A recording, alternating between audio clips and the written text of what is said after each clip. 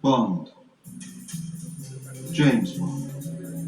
I mean, every kid has a dream, wants to work on a Bond film on some level, so You think I'd leave this in the hands of the British?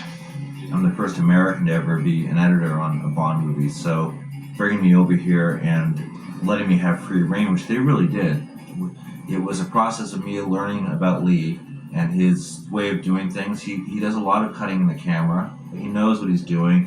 He's very focused. And what I try to do is take that footage and make it a little bit stylized.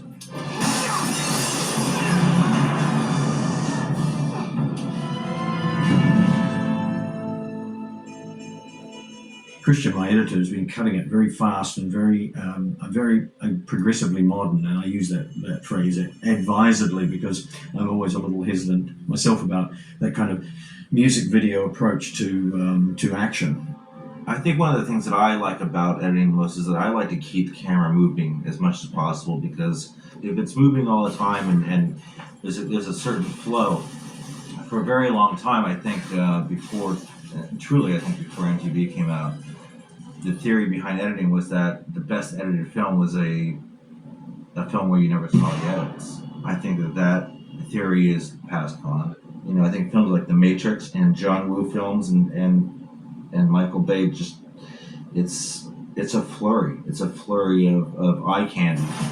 I wanted to bring that kind of editing style into the Bond thing to kind of make it a little bit more hip, I guess is as close as I can get.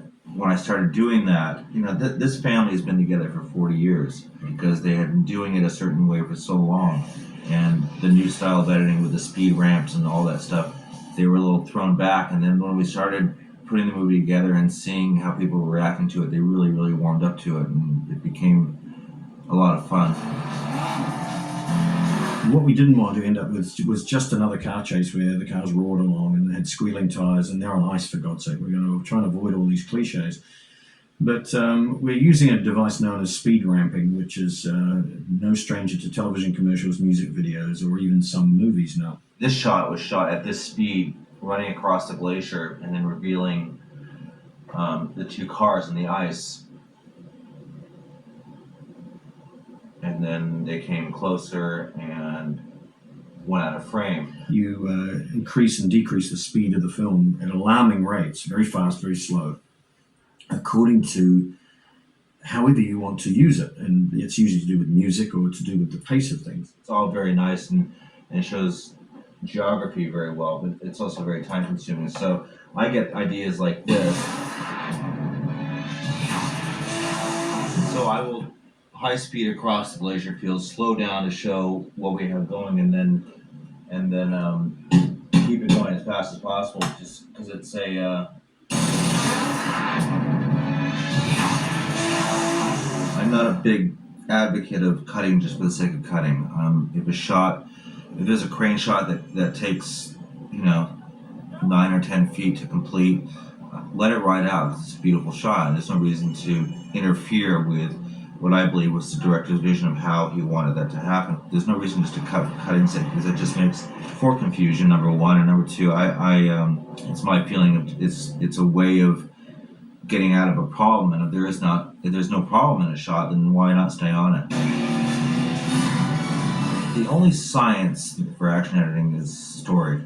You'll watch films that have action sequences and there won't be any really story involved. It's just car chase. When I look at the footage, I like to think about what is the reasoning behind why this car went there. This represents a 3 times around chase, which became too long, so we made it 2.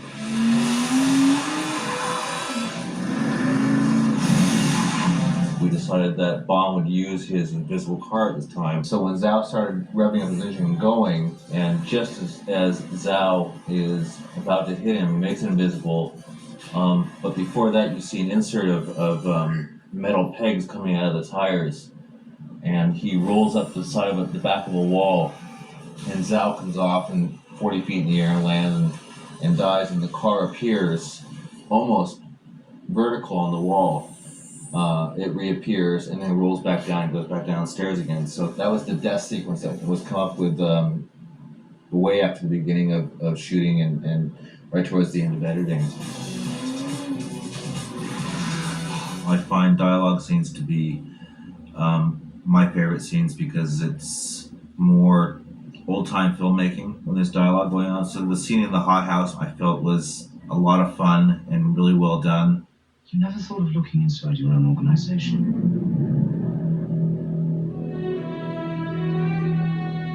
The Icarus presentation I never really liked because it was just so long and so there was too much going on because they were looking at the presentation. We were up in space. Pierce and Halle were down looking at other people in the crowd. There was just too many stories going on, and for that to translate took so long. So what we had to do is we had to get rid of certain parts of the 5 stories that were within the one scene, and it was hard to let some of those go because it was like, well, how is that going to affect it later on? I think the most important thing for me as an editor is when I'm cutting scene 2, I still got to think about scene 185 because how is this going to affect this, and keeping the big picture in my head.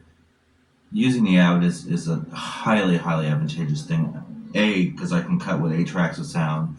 B, I can have up to 20 layers of video, and there's a sequence in the hospital where Bond is actually meditating himself into a state where he can get his heart rate down. There was multi layers of dissolves and things going on, and it was 9 layers of video, and the great thing about that is that before you couldn't see any kind of pre-visualization about what that was going to be like until you sent it to the lab. A week later, maybe you got one of the dissolves back, but here I could do 9 layers of dissolves and cross and do all that stuff.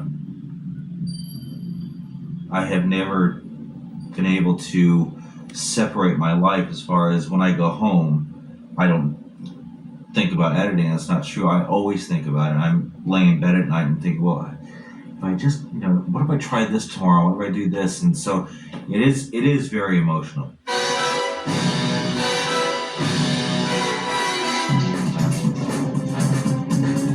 I always felt like the best part of the Bond movie is you only 10 seconds because you got the gun barrel, and for that 10 seconds, potentially the best Bond movie ever made is about to start.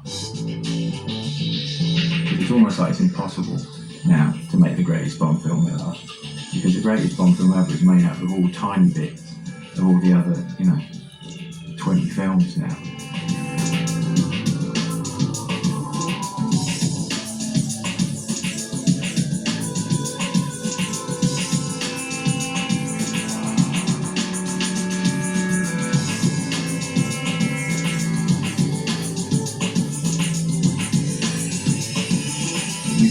Beat the sound of 85 people in a room putting everything into a performance.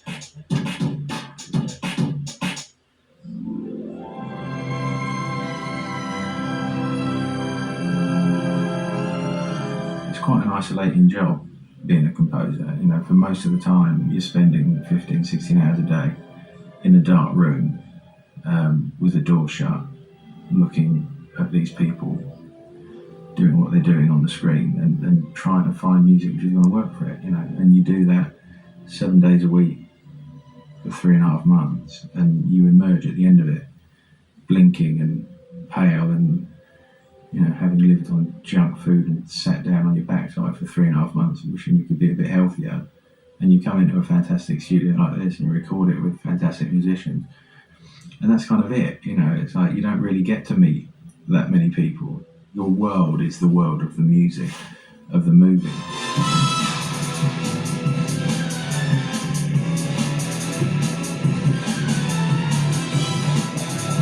Each one of these movies presents you with the same mountain to climb, but a different set of obstacles in the way. And all you know is that you can't really take the same route that you took last time.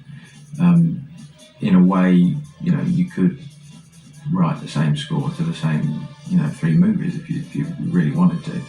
The character is essentially the same, and he's essentially doing the same thing in not dissimilar situations. He's being chased or he's chasing, and he's with a girl or he's not with a girl, and he's getting his gadgets and he's using them or he's not. So the situations that Bond find themselves in stay fairly constant, from one film to the next, with obviously occasional dramatic differences.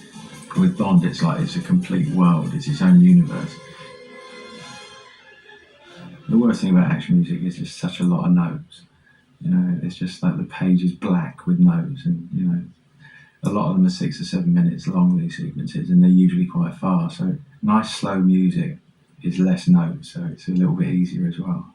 As a musician, you always kind of look for like an emotional input to a sequence. Sometimes another explosion or another gunshot doesn't give you that. So it's nice when you get the occasional moments like with Jinx.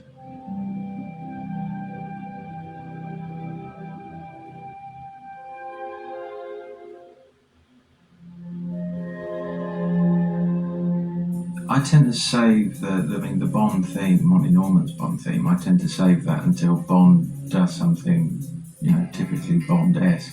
Sometimes if he's in danger, I'll play it in a darker style. But when he comes out over the top of that ice wave, there's really only one thing to play.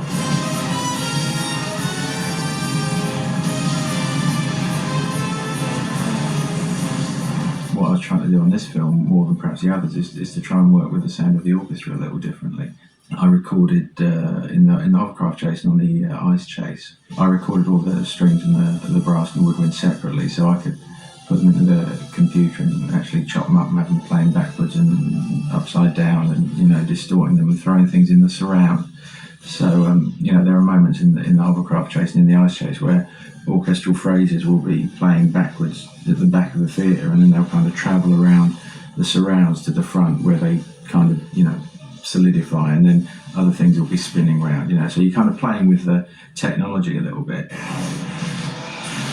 And actually writing the music for the chase forwards, then phonetically kind of reversing it, so the music that the musicians play is phonetically backwards of the phrase that I want to hear, and then I get them to play that, and then the recording that they make, I flip it over so it comes back the right way. But ultimately, when you're writing Bond music, it has to sound like Bond music, no matter how many tricks and things that you throw at it, and no matter how contemporary you would like to try and make it feel with electronics and chopping up bits and pieces and distorting things.